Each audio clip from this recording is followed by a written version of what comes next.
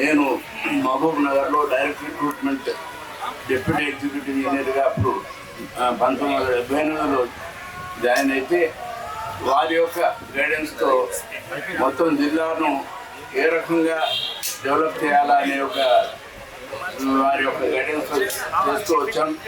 వారు ఎంత మంచివారు అంటే ఎక్కడ ఏ పొజిషన్, ఎందుకంటే నేను దాదాపు మొత్తం నా యొక్క దాంట్లో ఒక 1000 మంది శాసనసభ్యులను చూశాను, దాదాపు ఒక 200 మంది మినిస్టర్లు చూశాను, ఎంపీస్ చాలా మందిని చూశాను.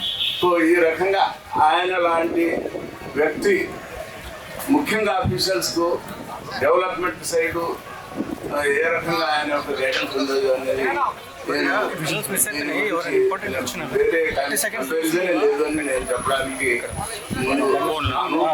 ఇలా అలా అయిన తర్వాత మన ఫ్లోరైడ్ గ్రామాలకు వారు ముఖ్యంగా నల్గొండ జిల్లాలో ఉన్న నా ద్వారానే నేను తయారు చేశాను. 2005లో సీఎం వైఎస్ రాజశేఖర గారు కానీ వారు కూడా వచ్చి ఆ యొక్క ప్రోగ్రామ్స్లో అటెండ్